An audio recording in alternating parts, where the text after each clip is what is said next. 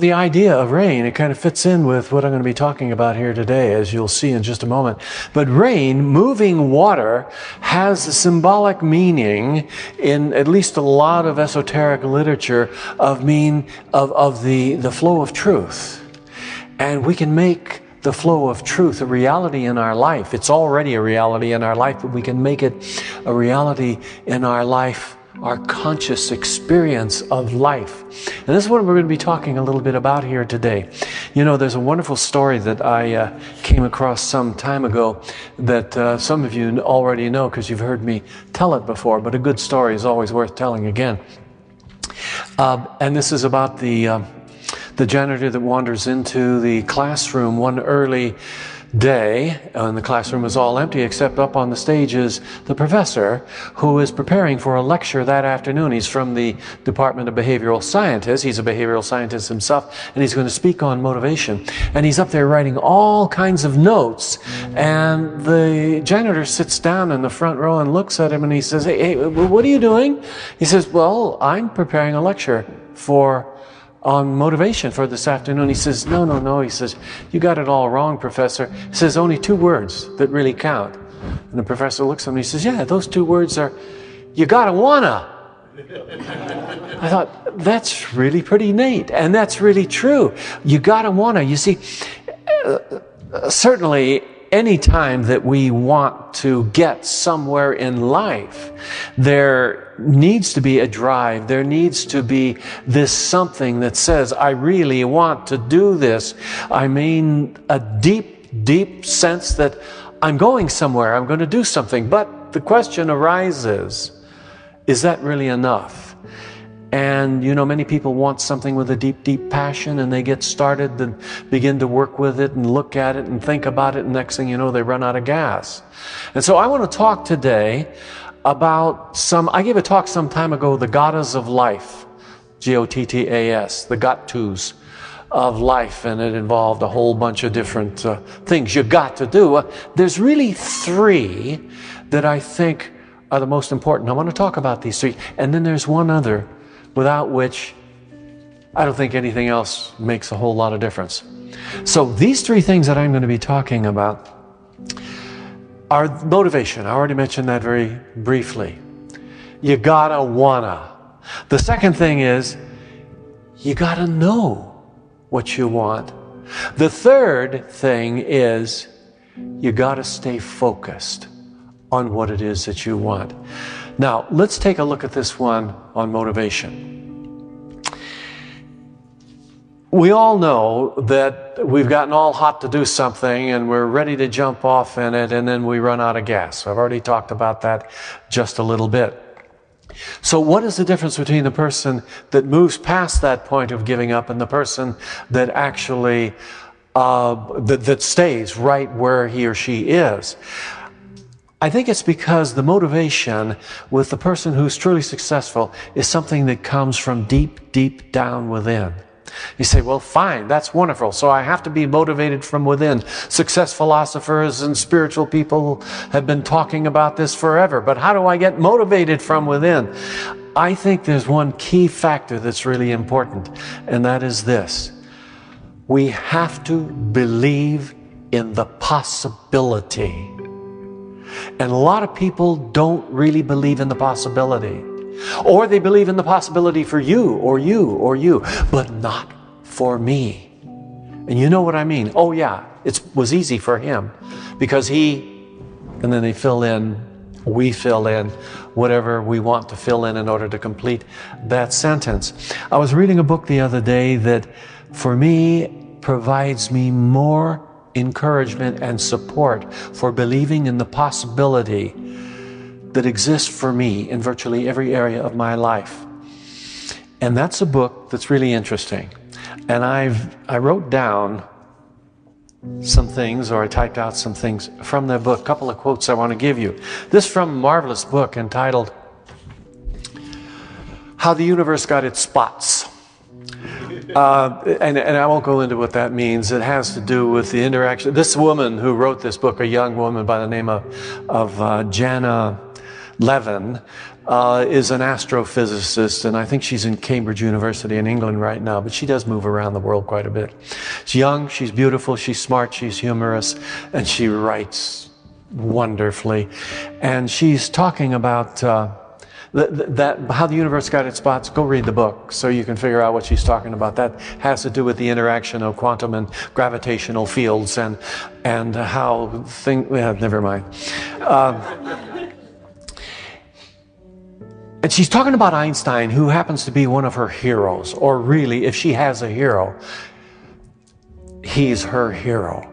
And she's kind of mystified at the incredible imagination of this guy and his intuition.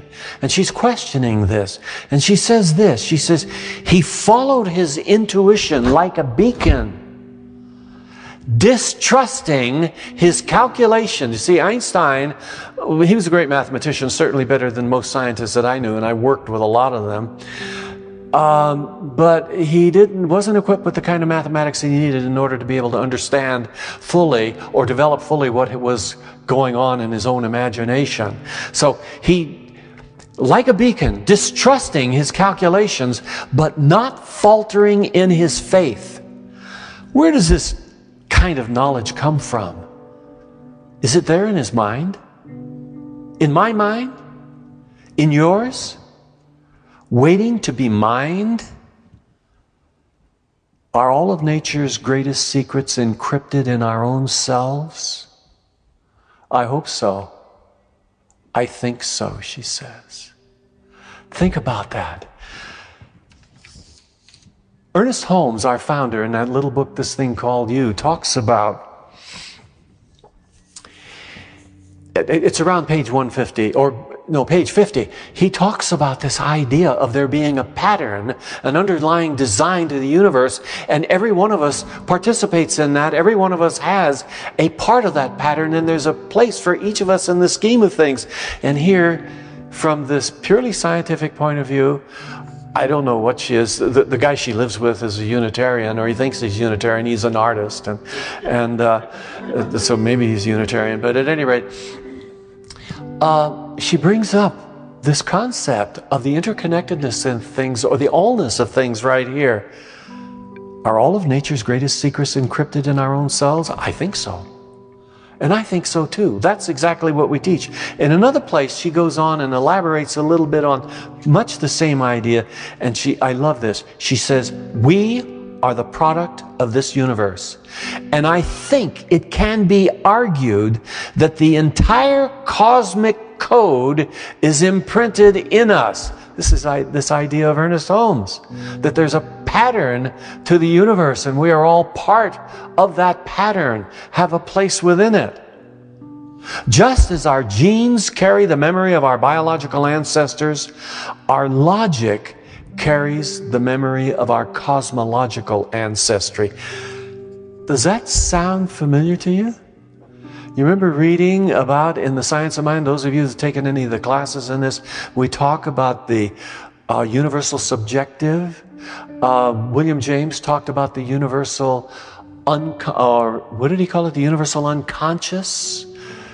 It's the same idea. There is a consciousness that is subjective, that permeates everything. And here she's referring to that, I think. Our logic carries the memories of our biological ancestors. Our logic carries the memory of our cosmological ancestry. We are not just imposing human-centric notions on a cosmos, on a universe, independent of us. We're not imposing our ideas on a universe that is independent of us. We are progeny, she says. We are the offspring, get this, I love it, of this cosmos, of this universe. And our ability to understand it is our inheritance. Wow! When I look at something like that and I read it, and it's coming from this kind of a mind that is so distant, apparently, from the kind of metaphysical spiritual mind that I deal with all the time. You know, all you airy-fairy folks that believe in this goodness and light and love and joy, which I do too. That's why we're all together. And then find a hard-nosed scientist coming up with these kinds of ideas that agree with us. Well, we know that we got to be right then, don't we? Well, that's not always true, of course. But we know we have a little bit of support that helps build this belief in the possibility of being able to express our capabilities, our potentiality, our gifts, and our talent. And this is what gives meaning and purpose to the kind of thing we're doing. There's an old saying that I like very much. It's kind of related to what I'm talking about now, but I was going to give it to you anyway. And it goes like this. It's a question, really. Did you plan today? Or did you just let it happen? Wow. Which brings me to the next one of the 3 things that are important to be successful, and that is you got to know what it is you want. Most people know what they don't want. And they so give their attention to that they never get around to really refining what it is they want and where they want to go. I came across this quotation in the Quran, and I just love it. If you don't know where you're going, any road will get you there. Isn't that neat? It reminds me of that little passage, the interchange between Alice and the cat in Alice in Wonderland, you know, Lewis Carroll's work. Alice said to the cat, would you tell me please which way I ought to go from here? That depends a good deal on where you want to go, said the cat. I don't much care where, said Alice. Then it doesn't matter much which way you want to go. Or which way you should go. Isn't that the way a lot of us live our life? We're not quite sure, so I'll just wander. And you know, it's not all bad to kind of wander if we're awake in the wandering. Even if we don't know specifically where it is we want to be in life. I think every one of us has urges, every one of us feels an inclination, every one of us feels moved in a particular direction. And you see, if we're just willing to start gravitating toward that direction, begin to move a little bit in that way, we find an amazing thing happens. I like to think of it as